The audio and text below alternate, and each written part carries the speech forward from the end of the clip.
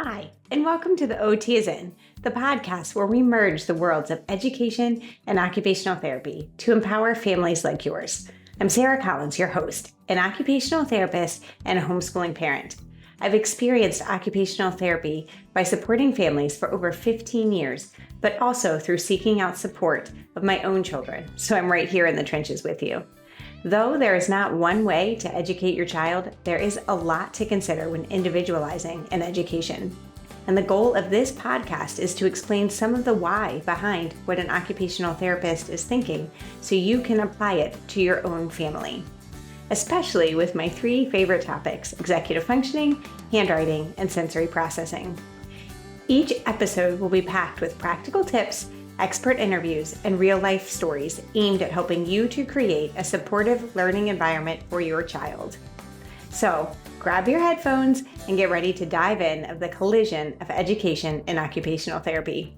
I'm Sarah Collins from Homeschool OT, and I'm thrilled to have you with me on this journey of discovery.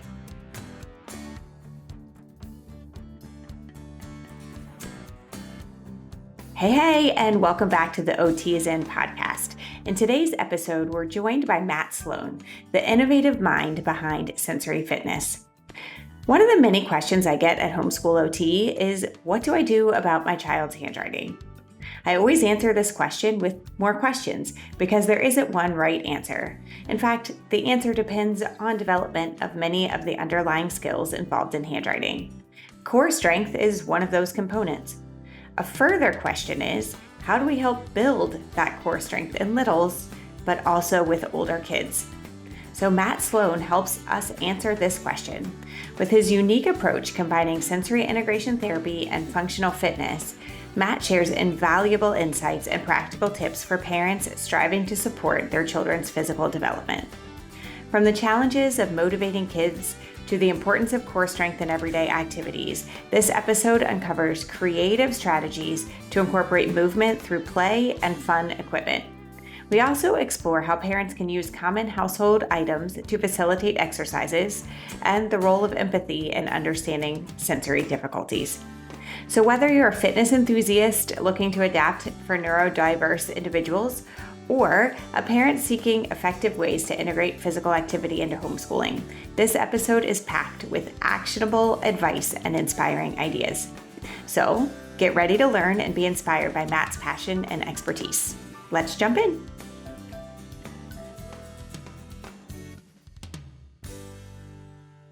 Before we get started, I want to take a minute to be sure you know about the handwriting class offered by Homeschool OT. The podcasts this month are all focused around motor skill development, one aspect of handwriting. And you heard about vision in episodes 5 through 8, also simply one aspect that affects handwriting.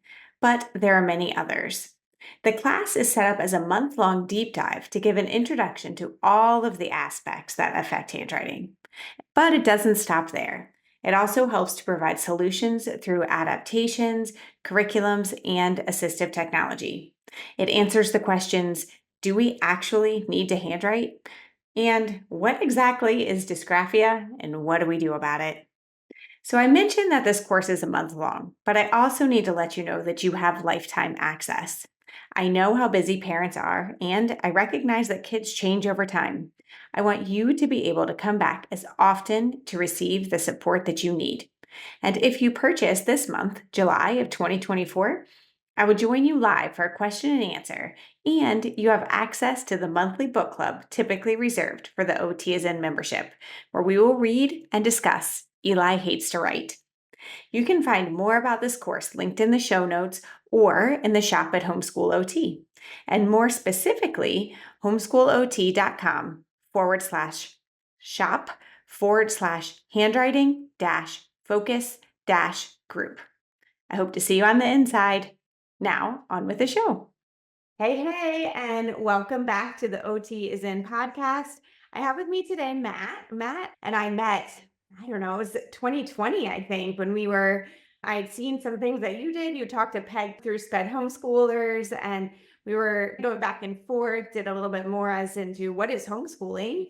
And now here we are. I'm really excited to have Matt introduce himself, what he does, and to share with you, parents specifically, the importance of core strengthening, how we can move along with that, and what to do from there.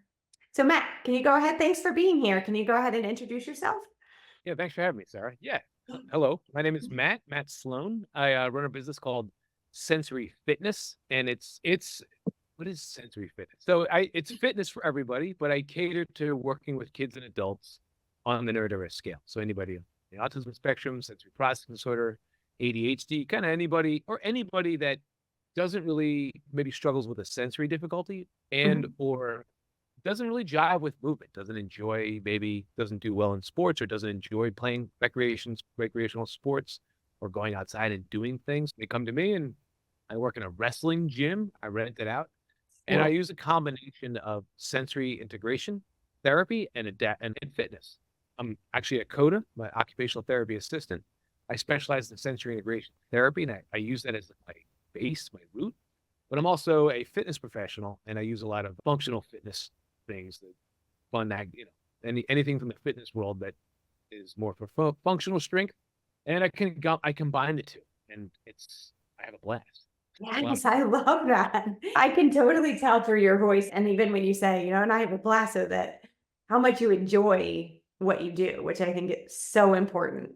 it's great. Some days are tough. Like the class that just I'm in my gym right now. The class that just Yeah. left. I'm like, look, my voice is You're like, do I actually love this? one of those days. My voice is done, but my halfway through. But no, I I love it. So yeah, That's so good. That's so good. And there are so many times that families will come to me and say, I know some of the goals, or I know that heavy work is important. I know that core strength is important. I know that this matters, but my child just isn't a active fitness kind of person. And it sounds like you're kind of, yeah, I get that. yeah. Sometimes it's hard to do work, right? Think about. I know everyone knows they're supposed to go to the gym or supposed to exercise. But some days you don't want to get out of bed. It's hard. It's really hard to do it every day. Now let's put on kids are just like everyone else, and we have good days and bad days. And let's tack on some sensory difficulties, things that make it difficult to go into an environment I'm not familiar with, or maybe it's echoey, or lots of fluorescent lights, or I don't know how to use my body really in the way that this person is asking me to do it. So I don't want to do it. It's hard. It's even harder. And I might be low on the energy bar. Maybe I have a low affect. Maybe I have a low alert level. So getting to do these exercises or these things or the sport or whatever this adult in the room is making me do is hard. So part of it is like understanding that, and Yeah. just understanding that I think is half. Right? And then let's see. Yeah, I try to explain to somebody that doesn't know really what I'm talking about when it comes to sensory difficulties, because people with a sensory difficulty, maybe somebody on the neurodiverse spectrum, I can't tell by looking at them. So I'm Right. just going to assume maybe this person isn't doing what I'm asking them to do. So that's a choice they made. So then what do I do? Well, and now I'm going to use my behavior strategy. And those are great. Those can work. Your token economy, your stars, your points, whatever it is you're using. Right. The grandma principle, eat your vegetables and you get your dessert. You're first in. Right? Yeah. So that's not always going to work sometimes. If I look at it this way, if a person's in a wheelchair and I ask them to walk up the steps, I'm going to understand if they have difficulty walking up the steps because I can see they're in a wheelchair. Take away the wheelchair and I'm asking this kid to, I don't know, pick up a medicine ball or do something, do an activity, and they're not doing it. My first reaction is, oh, they made that choice. They're making a choice. They're choosing to not do this activity or they're trying to get out of it. But that may not be the case. They can have the wheelchair on the inside, right? Maybe they're in overload, they're sensory overload, and they just shut down. They're in fight, flight, or freeze, and they're locked up, or they're saying "f you," or they're leaving, right? So Right. I got to look at it this way. Okay, what's stopping this kid from doing this? So that's when I'm going to look at the sensory piece, and I feel like just understanding that sometimes gives that kid just the amount of grace they need to give them a break, right? You're just showing them understanding, right? You're affirming their feelings. That's important. And then even if I don't know what to do, at least I understand that this kid's going to struggle a little bit, and then I'm either going to change my activity or I'm going to modify something and figure it out, right? Yeah, the environment, something else like that. I love you're talking about. I'm going to ask myself the question. And I think so many times we as parents, even when it's our own kid, and yes, we know our own kids, we're experts in our own kids, like to ask yourself the question so that then we can again have that empathy and come in like, why might this be really hard for you right now? Or why might this be something that you're refusing to do? And then, like you said, you're looking at the environment, you're looking at the activity, all of that to try to help our and support our kids. I love this so much. You guys might hear me being like, yeah, yes. It's hard, especially as a Yeah, parent, 'cause I'm a so hard. father of 2 boys, one of which has his own sensory difficulties. I have all the patience in the world when I work with my clients and I'm a therapist, I right? do, yeah. My own kid, all that goes out the window. I'm yelling and screaming. And Yes. then I have to work extra hard because I'm a parent first. Mhm. I got to think of that. Okay, he's not Yeah. doing this on purpose. He's melting down, not because he wants to get out of something or because he's making that choice, it's because he's struggling. And I got to Yes. right. But it's harder I think it's harder as a parent. It really is. And I think it's all a parents, such a big rephrasing in our heads of, wait, you are not making a choice because you're like telling you're fighting against me, but you're making the choice because you need my support. And that's such a different perspective and allows us to interact in a different way. it's easy to get hooked up on a power struggle, especially as a parent. Do as Mhm. I say. Why? Why do I have to do this? Yeah. Because I said so. We gotta go. We got a bus to catch. We gotta Right. get in the car, put your shoes on. I don't have time to explain every little thing and have the patience. Stop, take a breath, Yeah. and then think of any different sensory strategy to use, or at least give that kid a minute. Listen, you're struggling right now. Change your Yes. tone of voice, but I'm not gonna lie. I forget it every day. I gotta remind myself, and every day I forget. Yep. My kid. Daily, almost affirmation, but a reaffirmation or a recommitment of this is what we're going to do as a family, and this is who we are, and how we can speak to each other, and how I, as a parent, can support you for sure. So, a lot on this podcast this month specifically, we've talked some about primitive reflexes, which when you mentioned that fight, flight, or freeze, we totally have touched on that the past couple of episodes. And we're also talking specifically about developmental milestones and how to help kids through play.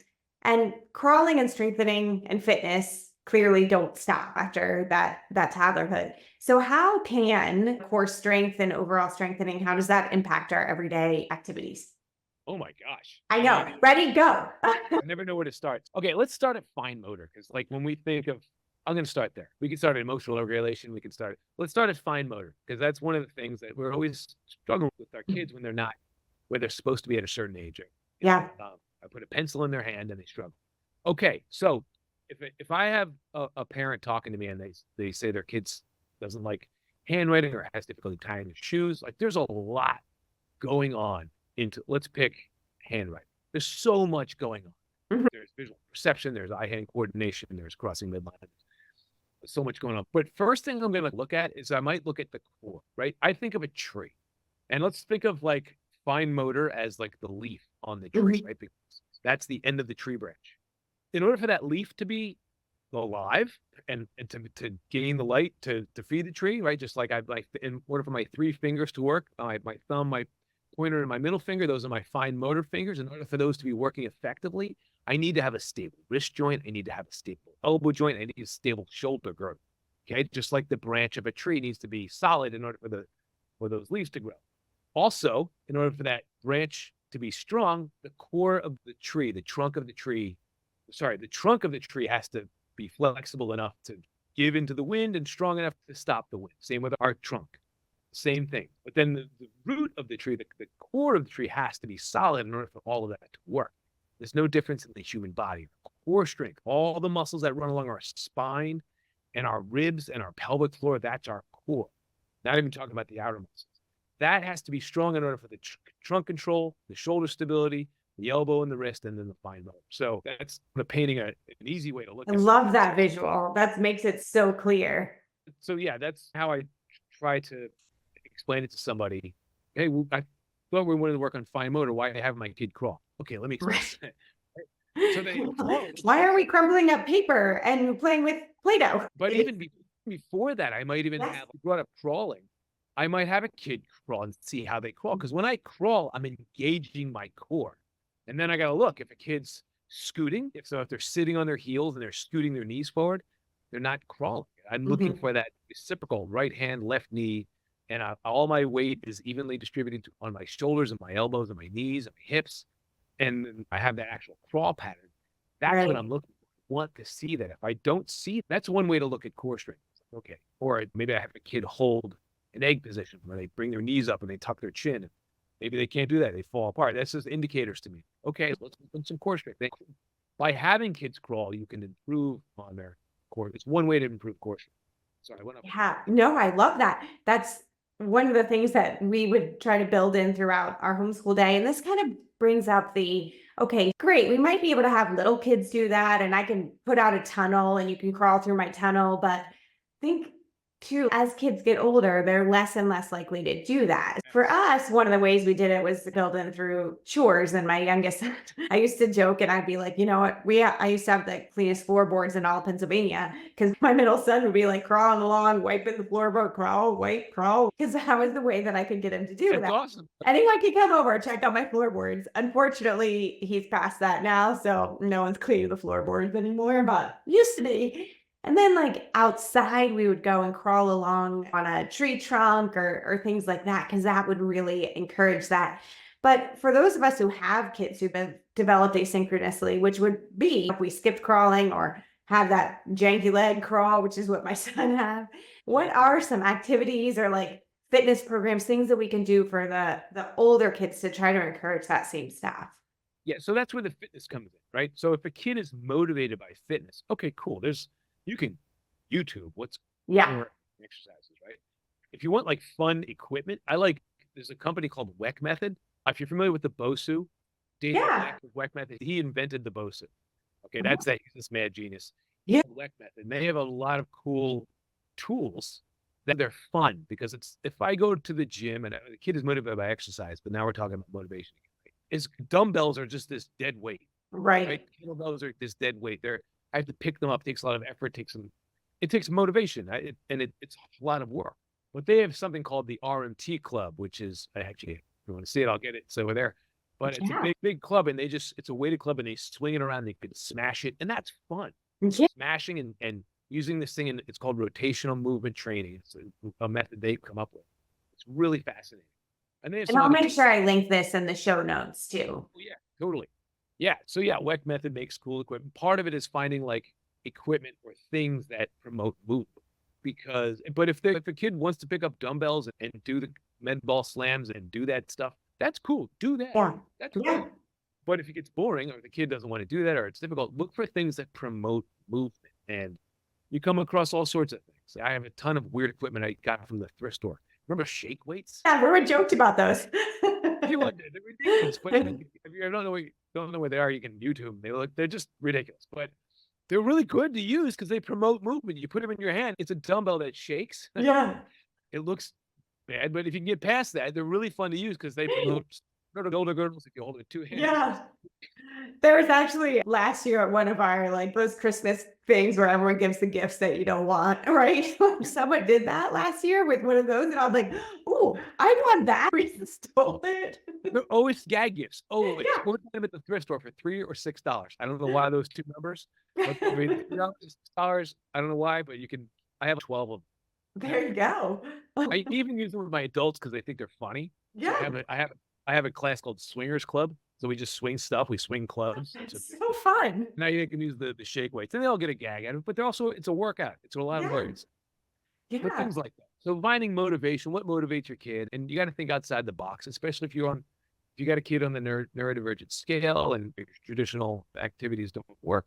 You got to think outside the box and look for things that are fun to do, but also I'm looking for weighted objects, but also that I can swing and move, or it's a tool where I'm swinging it, throwing it, or I'm on it. So before you were talking about crawling, Yeah. so you don't want to work on crawling. Kid doesn't want to work on crawling. Great. So have them crawling up and down couch cushions so they're uneven. So that's going to promote that. Or maybe I have the gym mats all stocked up and they're wobbly. I have two BOSU balls upside down and I have a mat on there, and they have to kind of balance on top of that. That's fun. Yeah. Try to beat your time. I'll tell you, my son, because we're homeschoolers and we could go to playgrounds at times when they were not that busy, but yet he would think that it was the most fun thing ever to go up the slide because that's against the rules. Here's your permission. Go crawl up the slide because that's totally crawling and the same thing and a little bit motivating because you're bad. Yeah. Going against the grain. My wife likes to play by the rules. She's very A-type personality. These are the rules. We must follow the rules. And we're at the playground. My kids were little, and my kids would be going up the slide. No, you can't do that. Get down. She's New Zealander, but she's get down. I'm like, no, don't get down. Do it. you can't teach you that. I'm like, no, but it's really good. Yep. So here you are. You're hearing it from two OT practitioners here. Go up the slide. If that's your danger, make it happen. Don't tell my wife. Yeah, just don't tell his wife. I love it. I love it. I need to interrupt for just a second to thank our sponsors, CTC Math. Our family has been using CTC Math for several years. We began when my daughter literally told me, "Mom, your brain doesn't work like mine." And she was right. In fact, all three of my kids learn math at different paces and require different strategies. That's the beauty with CTC Math. You can cater to each of them. My daughter literally started her day with CTC because her brain was fresh and she felt encouraged to get one thing done before joining our family for breakfast and our family morning time. She utilized CTC until she was ready for dual enrollment at our local community college. It's important to note she completed pre-calculus at the college level as a high school sophomore. So clearly, CTC prepared her well. Now, my middle son learns more concretely and experientially. As a result, concepts like fractions and algebra are harder for him to visualize. Thankfully, CTC Math allows him to move between grade levels and review concepts as needed. Interestingly, we're taking the advice of Temple Grandin in her book Visual Thinking and focusing on geometry before more algebraic concepts this year. Then, if we need to skip around for more explanation, we can do that. Again, the beauty and benefit of CTC. Finally, my youngest son loves CTC because he's engaged by the colors, the Australian accent, and the ability to engage with math on the computer. Each lesson has a beginning and an end that are clear, so he knows how much more he has. Some may think that these details don't matter, but for some kids, they can make or break an experience. And as an OT, I absolutely consider the sensory components. You can find out more about this fantastic program at ctcmath.com. Now, back to the show. So we talked about some movement, and then before I interrupted you, you were getting ready to say like being on top of things and moving around in that way. Oh, just shifting weight. Things like, so I don't know, if you're at home, you can create an obstacle course with your cushions and your couches and things like that. So crawling up and down on it. Climb, crawl, push, pull. So it might be a little different for 16-year-olds. Some 16-year-olds are into obstacle course. Yeah. Maybe that's what you go outside, or maybe you find a big gym, or I don't know, something along those lines. And I also, there's a ton of, thankfully now, in most areas, or not many areas, homeschool groups that will do things like our rock climbing walls here, and at least in Pennsylvania, there is a homeschool group for that. There's a ninja course nearby for that type of thing. So I would look into what is around that is not necessarily just either a gym or B, therapy, but what other activities around you that are designed for groups could work to do this push, pull, crawl. Push, pull, climb, crawl. I just think of it that way. But I love that there's so many places. Like we have a place here called Defy Tacoma, which is a bunch of trampolines and the trapezes. There's so many of these kinds of places opening up, and they're fantastic. Yeah. I love it. It's a quick side story, because you go to these birthday parties, right? So this is significant notice that I saw that I went to a birthday party or an arcade, and then it was time for cake and ice cream and whatever, all the presents and all that. Yeah. We went in, we got together, and they're just off the chart. Yeah, I was going to say insane. Yeah. I need to get out of here. We go to another week, we went to one of those bouncy house jump around places, and then it was time for cake and presents, and all the kids were nice. Because they got so much of that heavy work, vestibular input, tactile input, and they're like, "Oh, sweet, my nervous system is nice and calm." And it was like, and it's not like it's any quieter in there or smaller, and the lights are probably equally as bright, but the difference is the movement that we're getting throughout that party and activity. Yeah, I totally get it. So cool. Last year, my youngest son had his birthday party at a trampoline park, and they also had the jousting, right? They're standing on that balance beam and jousting. It was so great. I am my claim to fame. I beat every person there, including this 17-year-old big dude. Like, you gotta get low, man. I'm here. I'm on this balance beam. You're now in the foam pit. It's such an OT thing to do. Anybody doing that, any adult doing that's probably an OT or Yeah, I guarantee. That's right. Oh, it's so fun. So fun.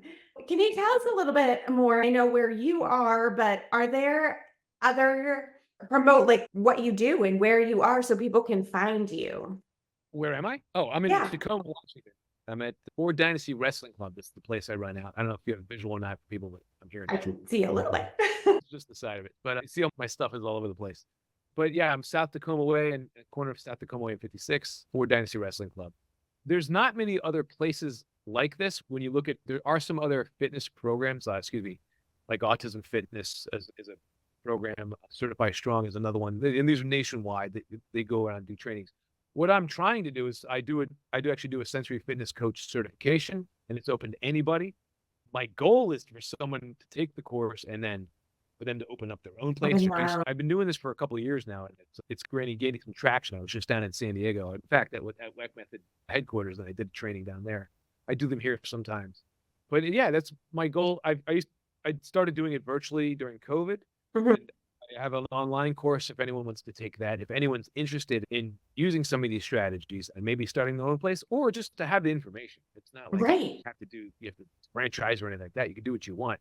The information's just there. You do get a certification. If you're a fitness professional, you get CEUs and NASM and AFAA. But I'm working on some other ones. That's But amazing. I was just talking to a parent the other day who is looking for that type of work for her daughter, like for somebody to be alongside of her daughter and being able to help through some fitness, but then also picking up some of these milestones that she's asynchronously missed along the way.